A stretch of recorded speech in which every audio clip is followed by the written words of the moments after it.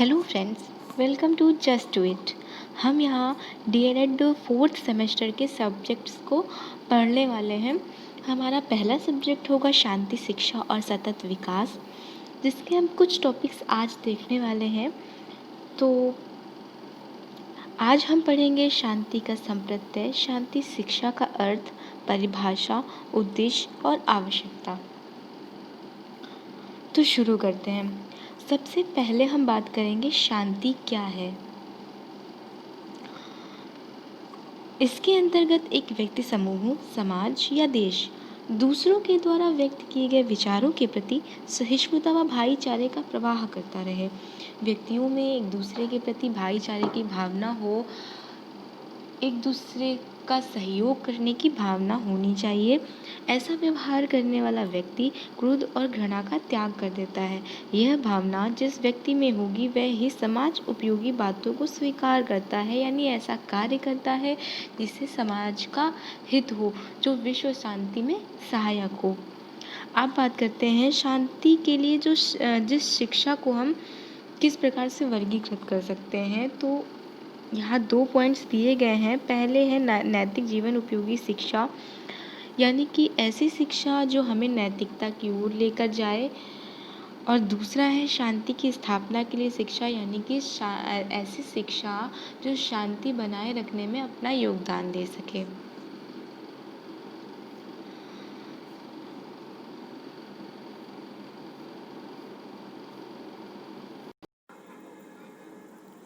अब बात करते हैं, जैसे कि हमने पहले भी बात करी कि कई बड़े बड़े महापुरुषों ने शांति की ओर कदम बढ़ाने के लिए, विश्व को शांति की दिशा में चलाने के लिए कई सारे प्रयास किए हैं, लेकिन अभी तक इस चीज़ में सफलता नहीं मिल सकी है। तो संविधान में एक आर्टिकल है, आर्टिकल 51, जिसमें अंतर्राष्ट्रीय शांति एवं सुरक्षा की बात की गई है, जिसमें कहा गया है कि राज्य अंतर्राष्ट्रीय शांति और सुरक्षा की अभिवृद्धि का राष्ट्रों के बीच न्याय संगत और सम्मानपूर्ण संबंधों को बनाए रखने का, संगठित लोगों के एक दूसरे से व्यवहार में अंतर्राष्ट्रीय विधि और संधि बाध्यताओं के प्रति आदर बढ़ाने का, और अंतर्राष्ट्रीय विवादों के मध्यस्थों द्वारा निपटारे के लिए प्रोत्साहन देने का प्रयास करेगा। इतने कार्य राज्य की जिम्मेदारी में रहेंगे।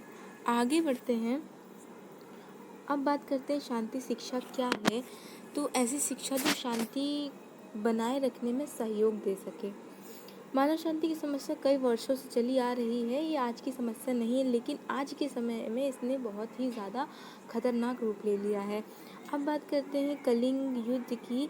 तो कलिंग युद्ध में जब विजय प्राप्त करी थी अशोक ने, उसके बाद उन्होंने जो नज़ारा देखा था, कई सारे लोगों की जान गई थी, बच्चे अनाथ हो गए थे, चारों तरफ दुख का माहौल था। तो वो सब देखकर उन्हें बहुत ही ज़्यादा बुरा लग रहा था, जिसके बाद उन्होंने कभी भी युद्ध ना करने की शपथ ले ली थी और बौद्ध धर्म के समक्ष जाकर समर्पण कर दिया था।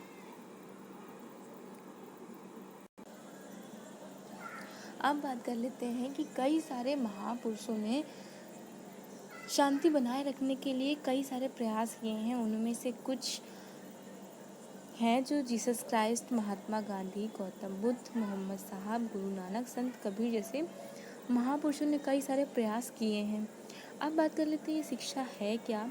तो ये असतत से सतत की ओर ले जाने वाली शिक्षा है, अंधकार से प्रकाश की ओर ले जाने वाली शिक्षा है, और मृत्यु से अमरता की ओर ले जाने वाली शिक्षा है। अगर कोई व्यक्ति शिक्षित है जो विश्व को एक नई दिशा प्रदान करने में अपना योगदान दे रहा है, तो उसका नाम इतिहास के पन्नों में दर्ज हो जाता है। हर किसी की जुबान पे उसका नाम छप जाता है। ठीक, आगे बात करते हैं। शाब्दिक अर्थ होता है इसका सुखकारी, यानी कि ऐसी शिक्षा जो स्वयं और संसार दोनों के लिए हितकारी हो सके।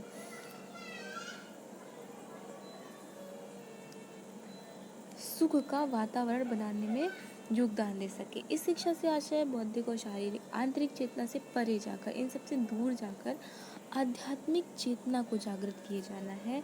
इसे जागृत करने के लिए क्या करना होगा? शांति सत्य, अहिंसा, अस्तेय, अपरिग्रह, ब्रह्मचर्य, तप, संतोष और स्वाध्याय के नियमों का पालन करना होगा। इन मार्गों को अपनाना होगा। अस्तेय का मतलब होता है कि चोरी ना करना, और अपरिग्रह का मतलब होता है कि किसी को भी कष्ट ना पहुंचाना। आगे बात करते हैं, डॉक्टर राधा कृष्ण ने एक परिभाषा दी है जिसमें उन्होंने कहा है कि शांति का अर्थ दूसरों के प्रति सद्भाव तथा उन लोगों से समझौता करना है जो धर्म की दृष्टि से भिन्न है, जो दूसरों की भावनाओं की कद्र करना, जिनकी उपासना हमसे भिन्न है। यही सद्भावना है, यही शांति है। यानी कि कई सारे धर्म के लोग हैं यहाँ पर, हमें किसी को भी धर्म की दृष्टि से नीचा नहीं दिखाना है। हर किसी के धर्म का सम्मान करना चाहिए हमें। आगे बात करते हैं, अब हम शांति शिक्षा के उद्देश्य के बारे में जान लेते हैं। पहला उद्देश्य है विश्व शांति की समझ का विकास करना, जिसमें क्या है कि शांति शिक्षा के द्वारा व्यक्तियों में विश्व शांति की अनिवार्यता और सहयोग की समझ का विकास करना है। इसके लिए व्यक्तियों को क्या करना होगा, उन्हें घृणा, दुर्भावना, कलह, हिंसा, इन सब दुष्प्रभावों से अवगत कराना होगा।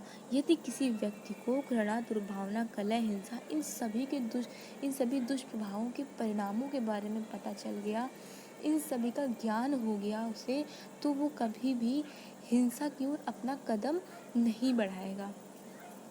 आगे बात करते हैं शांति के महत्व का विकास। यानी शांति शिक्षा का उद्देश्य है कि व्यक्ति, समाज, राष्ट्र, विश्व, पर्यावरण, इन सभी की समझ का विकास करना है। किसी भी व्यक्ति को इन सभी चीज़ों की इम्पोर्टेंस के बारे में पता होना चाहिए, तभी उसमें शांति की सहज प्रवृत्ति का विकास होगा और वो इसे अपने आचरण में ले लेगा, अपनी हैबिट बना लेगा, सार्वजनिक संपत्ति को नुकसान नहीं पहुंचाएगा, लड़ाई झगड़ा नहीं करेगा। आगे बात करते हैं आंतरिक शांति का विकास। यानी कि शांति शिक्षा का उद्देश्य है व्यक्ति में आंतरिक शांति का विकास करना, किसी को इस बात के लिए सजग करना कि वो कलह की भावना से दूर रहे, किसी को भी कष्ट ना पहुंचाए, मिलजुल कर रहे, एकता की भावना हो उसमें। कहा गया है कि युद्ध मनुष्य के मस्तिष्क में जन्म लेता है, इसीलिए हमें मनुष्यों के मस्तिष्क में शांति के बीज बोने होंगे। ठीक, आगे बात करते हैं मनो आध्यात्मिक पक्ष का विकास। यानी कि इसका उद्देश्य व्यक्ति की आध्यात्मिक चेतना को जागृत किए जाना, जिससे वह सत्य के मार्ग पर चल सके, हिंसा ना करे, चोरी ना करे, दूसरों को कष्ट ना पहुंचाए, सभी दुर्गुणों से दूर रहे। आई होप आपको यहाँ तक क्लियर हो गया होगा। अब आगे बढ़ते हैं, शांति शिक्षा की आवश्यकता के बारे में जान लेते हैं। वर्तमान में विश्व में शांति की अत्यंत आवश्यकता है, फिर वह विकासशील देश हो या विकसित देश हो। शांति की आवश्यकता को हम इन दृष्टियों से देख सकते हैं। पहला है विश्व वैयक्तिक दृष्टि। इसमें क्या है कि हमें खुद में ऐसी अभिव्यक्तियों, मूल्यों और कौशलों का विकास किया जाना, ताकि हम शांति के प्रति सजग हो सकें। ऐसी शिक्षा लें, ऐसे मूल्यों का विकास करें, ऐसी स्किल्स का विकास करें खुद में कि शांति के प्रति सजग हों, उसकी इम्पोर्टेंस समझें, उसकी स्थापना में सहयोग दें, शांति को बनाए रखने में अपना योगदान दें। इसीलिए मानव चेतना में शांति के मार्ग के अनुसरण के प्रति वचनबद्धता को स्वीकार किए जाने की आवश्यकता है। आगे बढ़ते हैं, सामाजिक दृष्टि क्या हो। सामाजिक दृष्टि में शांति शिक्षा की क्या आवश्यकता है, ये जान लेते हैं। तो समाज को बेहतर बनाने के लिए भी शांति शिक्षा की आवश्यकता है। ऐसी शिक्षा लोगों को दिया जाना जिससे वो समाज को बेहतर बनाने में प्रयास कर सकें, समाज को एक नई दिशा प्रदान करें, विश्व को एक नई दिशा प्रदान करें। वो राष्ट्र में रहने वाले प्रत्येक व्यक्ति ही मिलकर समाज का गठन करते हैं। इसीलिए प्रत्येक व्यक्ति का ये कर्तव्य है कि वो समाज को एक नई दिशा दे, उसे बेहतर बनाए, एक आदर्श समाज का गठन करें। ठीक, ये गठन किसी भी विशेष उद्देश्य के लिए हो सकता है, जैसे कि कृषक समाज, क्षत्रिय समाज और वैश्य समाज। आगे बढ़ते हैं। वैश्विक दृष्टि में क्या आवश्यकता है इसकी?